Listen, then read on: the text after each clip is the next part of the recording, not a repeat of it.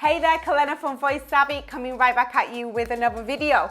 So today we're going to be talking about vocal health, and I'm going to be giving you my top 5 vocal health tips to help keep your voice in top shape. So let's talk about it. As singers, we're dealing with one of the most unique instruments in the world. Why? Because we can't put our voices away once we finish using them, like we can with a guitar or a piano or a violin. Once we finish using those instruments, we can put them away, cover them up, and then get them back out when we need them. But no, with the voice, it is part of who we are. Our voice follows us around. It's who we are, you know? And because of this, then our lifestyle choices is really gonna have an impact on the voice, how much sleep we're getting, just what we're eating, what we're drinking, if we're stressed, if we're anxious, all of this is gonna show up on the voice. So we just have to bear that in mind when it comes to vocal health. But with that being said, let me share with you my top 5 vocal health tips. Tip number 1 is warming up your voice. Now, I know you've probably heard that dozens of times, right? Warm up, warm up, warm up, warm up, warm up. But are you actually warming up? Are you warming up your voice? Now that is the question.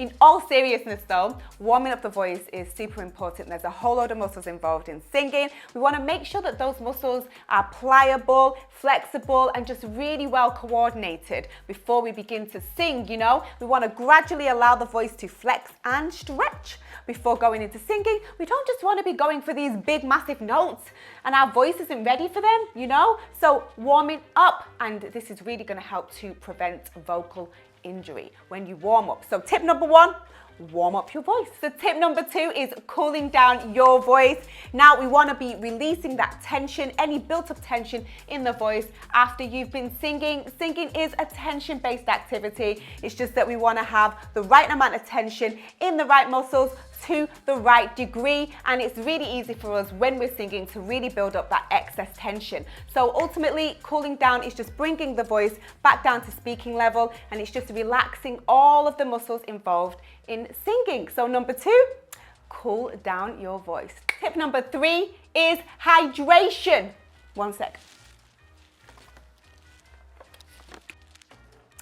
You've got to keep your vocal cords hydrated because they vibrate at a ridiculous speed per second. If you're singing round about the A3, your vocal cords are vibrating at approximately 220 times per second. Then if you jump up the next octave, they're vibrating at approximately 440 times per second. And then if you jump up the next octave, 880 times per second. So by the time you're in your whistle register, they're vibrating in the thousands. So this is a lot of vibrating. A lot of vibration is happening in the vocal cords. So we want to make sure that we keep them well hydrated, well lubricated so that they can vibrate freely. So tip number 3, vocal hydration. So tip number 4 is sleep. Remember what we said at the beginning about the voice, you know, not being an instrument that we can put away once we finished using it? Well, this is where it comes into it, because a lack of sleep is the enemy to a singer. Lack of sleep is really gonna make your voice fatigued. If your body's tired, your voice is gonna be tired, you know? So we gotta make sure, and I'm talking to myself right now as well. We gotta make sure that we're sleeping as much as possible. It is advised that you sleep 7 to 8 hours per night, but you know what your body needs in order to function well. You know what your voice needs in order to function well. So yeah, but that's pretty much all I gotta say on this. So sleep, people, sleep. Is it okay to take a nap right now? Can I sleep? Let's take a nap. So last but not least, tip number 5 is all about being mindful about not forcing your voice.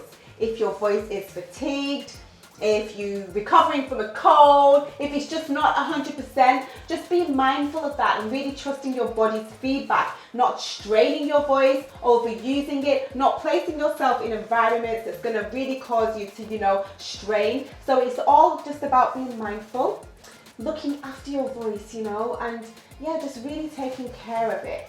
So yeah, that's pretty much all I have to say on this. But tip number 5, don't force it. That is it for my top 5 of vocal health tips. I hope you found this video helpful. It is all about really just actioning these tips, You can get all of the information out there and then not action it. So when we action it, that's when we get results. But honestly, if I could choose one of those tips, I would say hydration, hydration, hydration is so important. If you even just hydrate your voice, you drink a little bit more water than you're doing for a period of a week or even a few days, you'll definitely notice the difference with your singing voice. But yeah, if you're new to this channel, thanks for watching. Consider subscribing below, hit that notification bell, like and share these videos with anyone that you feel is going to find them beneficial. That's pretty much it from me, and I will see you soon, amazing people. Mwah.